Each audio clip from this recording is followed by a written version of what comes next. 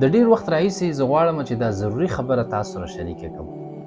ډیر کله چې مونږ سلام وګرځو نو بعضې داسې کسان مونږ وینو په خپلو مساجدو کې چې هغوی د خپل لاس راواخلي او سر باندې کیږدي او یا قیوم یا قیوم یا قیوم یا نور داسې څه اذکار کوي. نه پوهېږم چې دوی ته دا طریقه چا ښودلې ده او دا د څه شي دوا ده.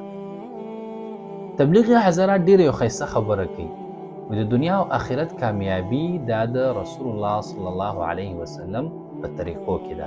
نو زه غواړم چې تاسو د رسول الله صلی الله علیه وسلم طریقه وښایم. د الله د نبي طریقه دا وه چې کله به هغې سلام وګرځو نو هغې به ویل استغفر الله استغفر الله استغفر الله. 3 کرتې به یې دا وویلې، بیا به ویل اللهم انت السلام ومنك السلام تبارکت یا ذا الجلال والإکرام لا إله إلا الله وحده لا شريك له له الملك وله الحمد وهو على كل شيء قدير اللهم لا مانع لما أعطيت ولا معطي لما منعت ولا ينفع ذا الجد منك الجد اللهم أعني على ذكرك وشكرك وحسن عبادتك.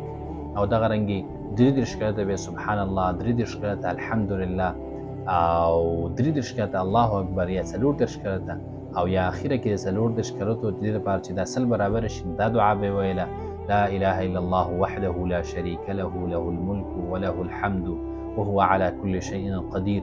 دا الله د نبی طریقه دا و چې کله به سلام وګرځو نو آیت الکرسی به ویله چې دې ډېر غټ فضیلت دی.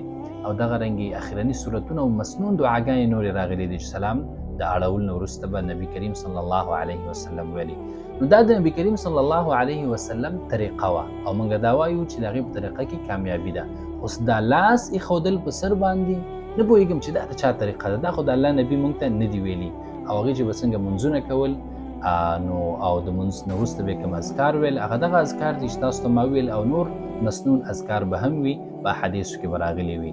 نو دغه چې دا لاس ایښودل په سر باندې دا خو ماته نه دي معلوم چې نبي کریم صلی الله علیه وسلم د سلام د اړولو نه وروسته کړي.